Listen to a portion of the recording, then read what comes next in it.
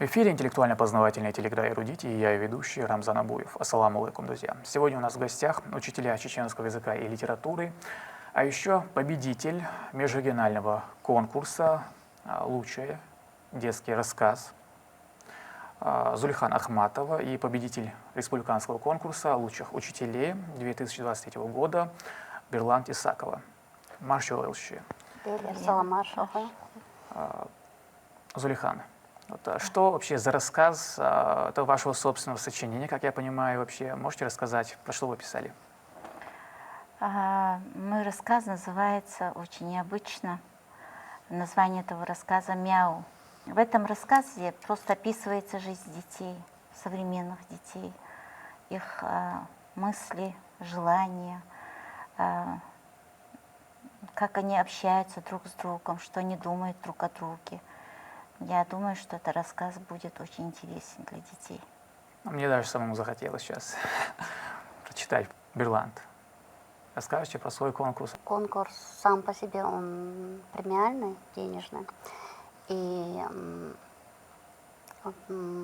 входят туда все достижения учителя и учеников этого же учителя. Хорошо. И вот вопрос к вам обеим. А почему вообще чеченский язык и литература среди многих других предметов?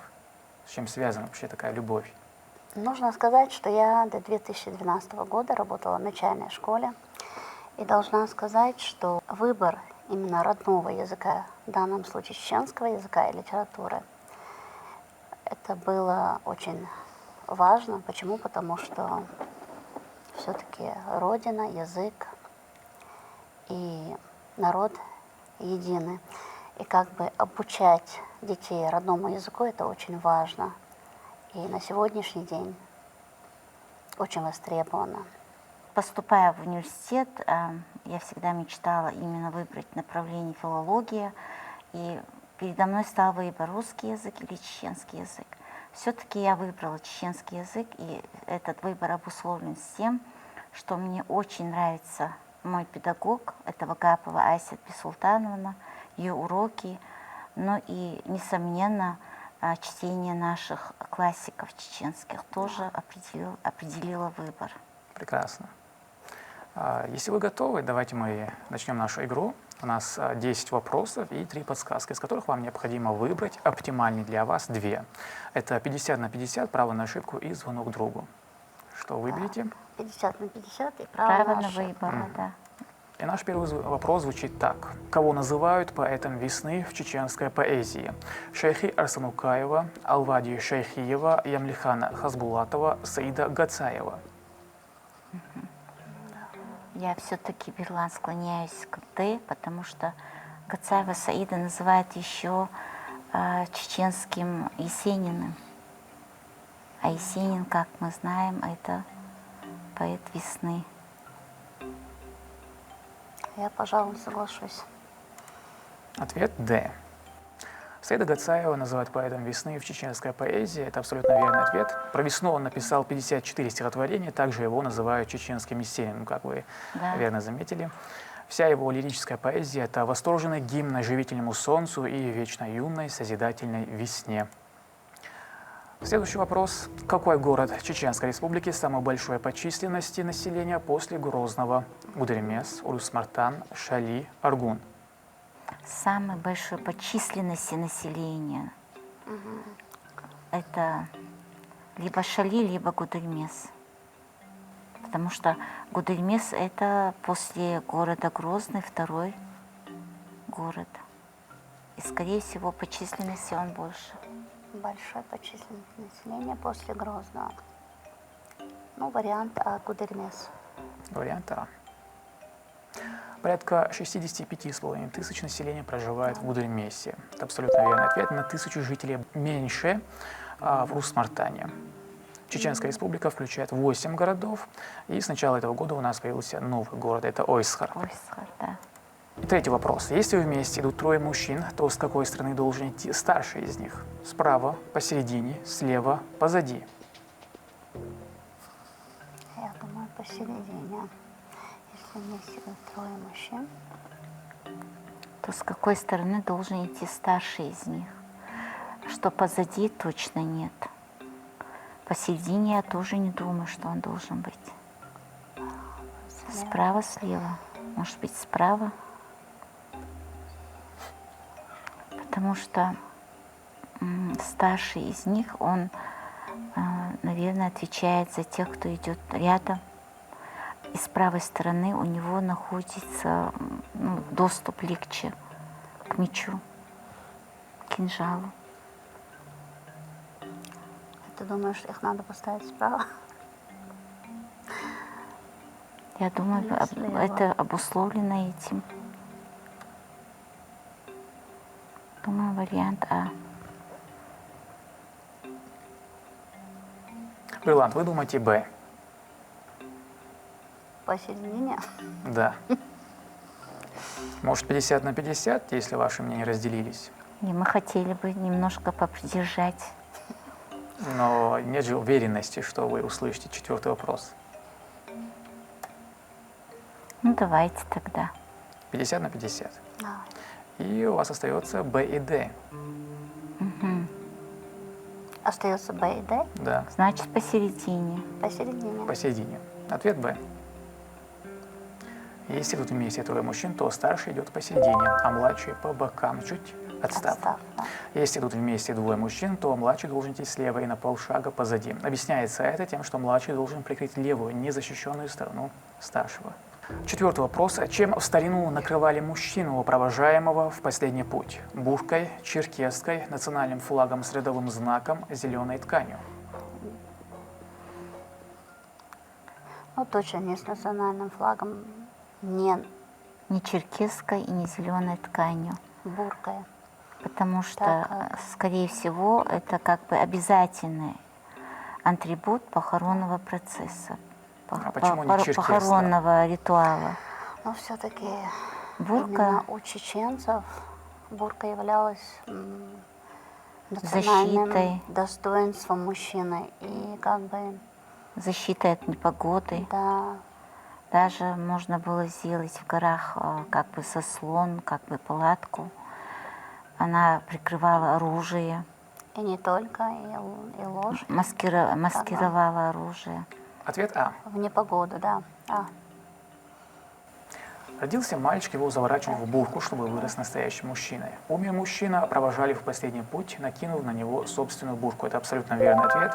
Чеченцы с особым почтением относились к бурке. В случае ночевки в горах она служила постелью. Войлок отлично сохраняет тепло, не давая человеку замерзнуть.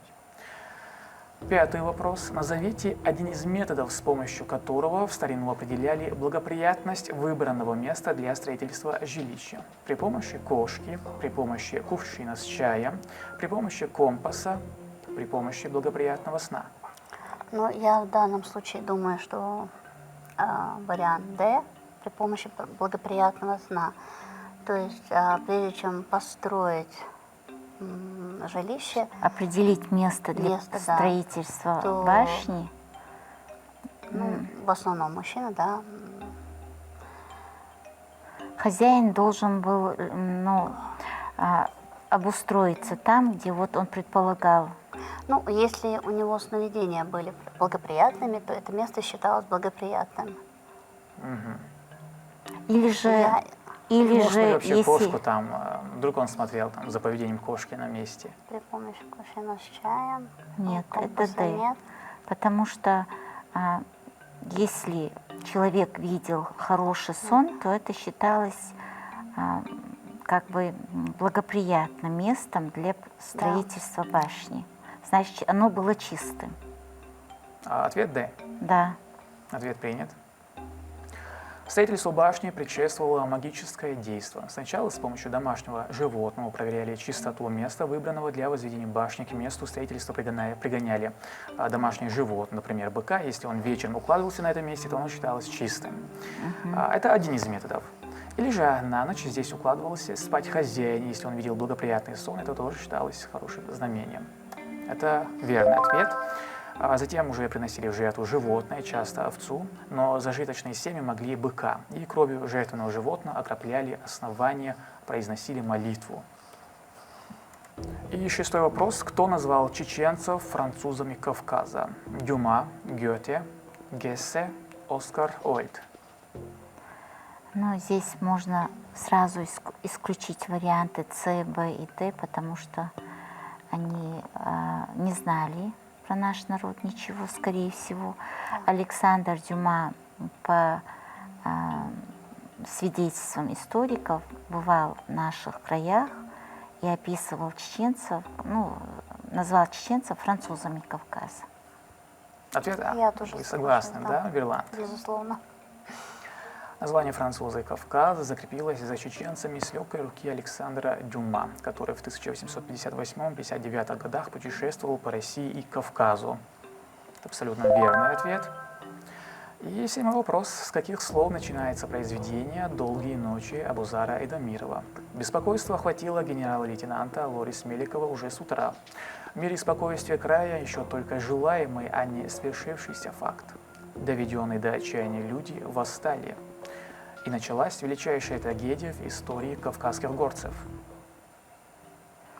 Начало в этом романе описывается вообще сам генерал-лейтенант Лорис Меликов, да. его думы о том, как его друг легко отделался от чеченцев, от всей этой кутерьмы, и Да. ему хотелось тоже.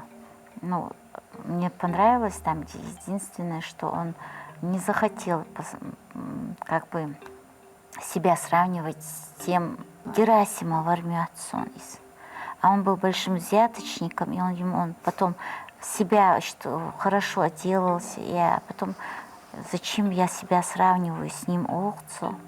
Наверняка, даже не наверняка, а точно, я думаю, что это вариант А. Вариант Потому что, А. да, роман начинается с мыслей Лорис Меликова. Беспокойство охватило генерала-лейтенанта Лорис Меликова уже с утра. Смуглое, со смоляными усами, лицо его хмурится. Он то садится за массивный стол и торопливым скрипом пера, нарушая тишину кабинета, то подходит к раскрытому окну и подолгу глядит на бесконечные цепи гор, окутанные прозрачной синей дымкой, то вновь мерить шагами кабинет, неслышно ступая по мягкому персидскому ковру. Абсолютно верный ответ. Роман, благодаря которому Абузар Айдамиров стал прижизненным классиком чеченской литературы. К моему счастью, я его перечитала этим летом полностью на чеченском языке. И к какому-то мероприятию мне нужно было взять оттуда отрывок, чтобы его перевели на русский язык. Вернее, с русского на чеченский. И я когда взяла, я давно не читала на русском языке, и сопоставила эти два романа и поняла, что это небо и земля. В плане, имеете в виду перевод на русский, да? В плане перевода. Почему? Потому что язык Абузара Айдамирова, Объемный. да, он вряд ли его можно перевести настолько, насколько он есть на самом деле. Это жемчужина. И человек, нашего. который не читал этот роман, он должен его обязательно прочитать, потому что там вся история. И на чеченском, да? Да. Желательно. Да. Желательно на чеченском языке. И следующий, 8-й вопрос. Что запрещалось продавать на ярмарках, проходящих на плацу перед крепостью Грозная в середине XIX века? Оружие, скакунов и черемшу. Оружие, серебро и ковры. Оружие, металл и хлеб. Оружие, соль и книги. Интересно, везде оружие есть. Хлеб, я думаю, запрещать нет смысла. А черемша? Черемшу запрещали? Нет, я вообще вопрос задаю. Вот здесь в первом варианте есть черемша. Как вам такой вариант? Может быть, все-таки оружие, соль и книги? Вот я про книги подумала. Соль вряд ли. Но черемшу... Потому что царская власть не была расположена к тому, чтобы горцы обладали знаниями. Есть такой вариант. А если еще посмотреть с точки зрения, вот, про черемшу тоже как-то Уже не нравился запах такой черемши, еще в 19 веке в середине. Может ли быть такое?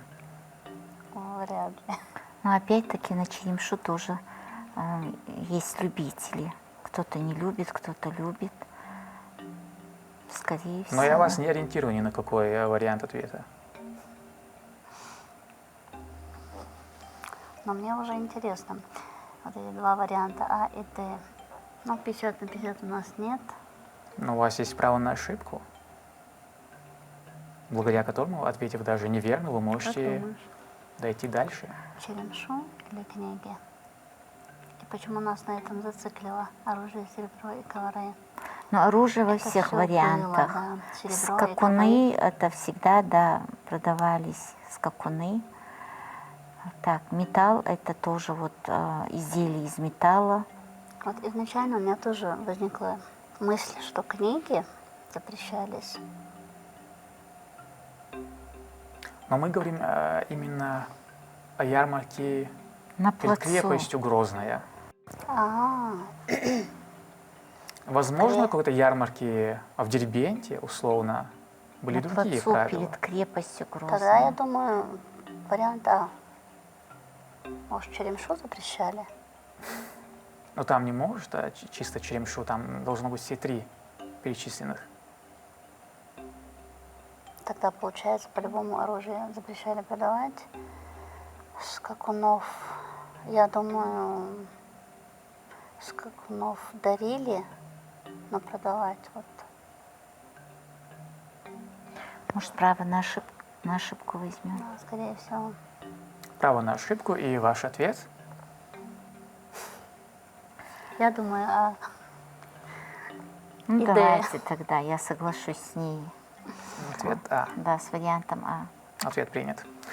В начале января 1850 года несколько почтенных горцев обратились к начальнику левого фланга Кавказской линии и попросили учредить один раз в месяц трехдневные базары и позволить горцам привозить домашние изделия, продукты для продажи и обмена на разные товары.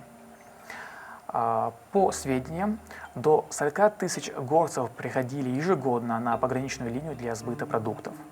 Горцы привозили для продажи сесные припасы, шкуры, сукна, ковры.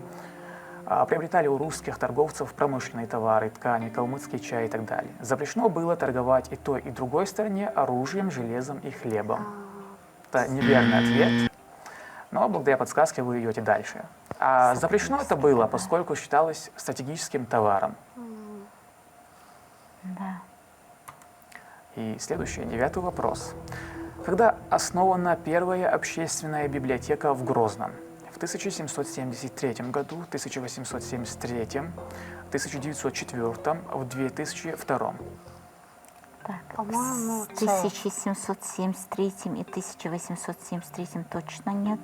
С В вариант. 2002 году была наша, ну, Чеховка была, она, наверное, скорее всего, в 1904 году. Да, С вариант. Вариант Ответ С. С. Первая общественная библиотека Грозного основана в 1904 году. Это абсолютно верный ответ. Открылась благодаря усилиям преподавателей Пушкинского училища Грозного. И книжный фонд поначалу целиком формировался из пожертвований грозненцев. До установления советской власти библиотека была одним из немногих культурных учреждений столицы. А ныне это Национальная библиотека Чеченской Республики имени Абузара Айдамирова. И вы дошли до 10-го финального вопроса. Как вы думаете, про что будет 10-й финальный вопрос? Какие у вас догадки? Но я думаю, что все-таки этот вопрос будет касаться социальной сферы. Социальной сферы. Биланд, а вы? Ну, я тоже так связанная именно с социальной сферой. Давайте посмотрим. И 10-й финальный вопрос звучит так. На какой срок избирали главу страны в период существования данного института? 1 год, 3 года, 4 года, 5 лет. Мы говорим в целом о периоде позднего средневековья.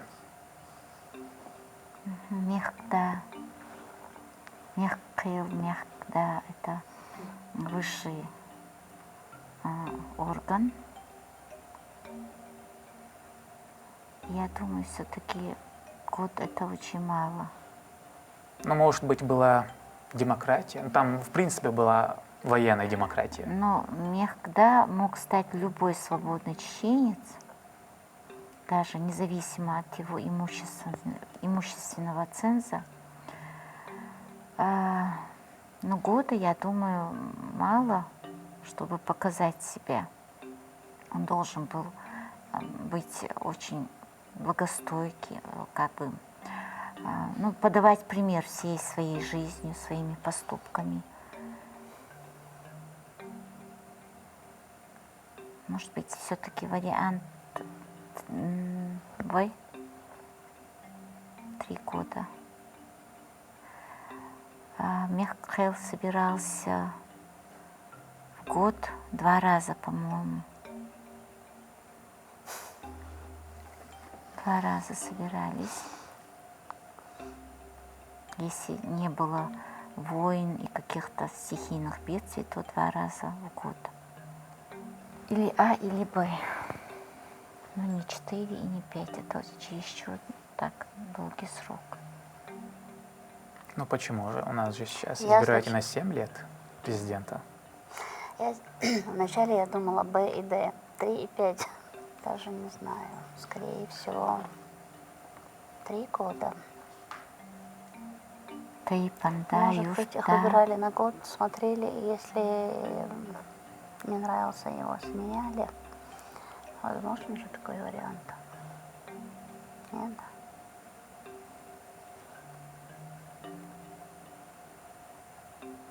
Или его обязательно надо было поменять?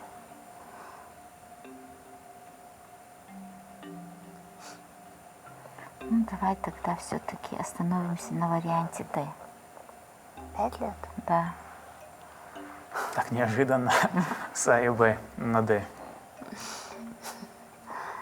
Нет, я думаю, не 5 лет. Я даже думаю, что год уже, чтобы посмотреть, как бы нет. Год это мало. Очень мало. Потому что Год или 3 года. Шерон, скорее всего, 3 года, мне кажется. но если учесть, что вообще как бы сказать, строй вот этот, управленческий строй, он же еще делился на ветви, Мехкда, Тейп, Тукумда, Тейпда, Юртда, то года будет очень мало. Да, я тоже думаю. Скорее всего, это 4 4 года. года. 4 года, потому что все-таки жизнь тоже тогда была непростой. Да. Исторически это обусловлено тем, что Вариант С. постоянные войны. Ответ Думаем, С. что ответ С. Ответ принят. Исполнительная власть страны в первую очередь фокусировалась в руках избранного главы Мехкда, а также Мехкнана, которая, традиционно проживая в дистрикте Нана-Наша, заботилась о делах женщин в стране. Обе кандидатуры избирались на 4 года. Абсолютно верный ответ. Однако в военное время полномочия главы продлевались до окончания конфликта. Представителями исполнительной власти на местах выступали общественные местные советы, то есть районные и сельские. Эти локальные советы историк Шарпуди Ахмадов именовал собрание старейшин и народный сход. По утверждению ученого, местные советы созывались по мере необходимости в административном центре для решения текущих локальных вопросов. Да. Вы абсолютно победители. Я вас поздравляю. У нас такие небольшие подарки вам. Спасибо. И какие у вас вообще эмоции, впечатления? Очень интересные вопросы. И я думала, что я, можно сказать, ответила бы на любой вопрос очень легко, но я ошиблась. Действительно, были очень интересные вопросы. Здесь, конечно, включается креативное мышление. Игра, конечно, очень познавательная. И вам огромное спасибо, что нас пригласили. Дейлэсхел, что приняли приглашение, пришли. Я рад, горд, что вы выиграли. Дал я объектив, дал автобой. Дейлэсхел.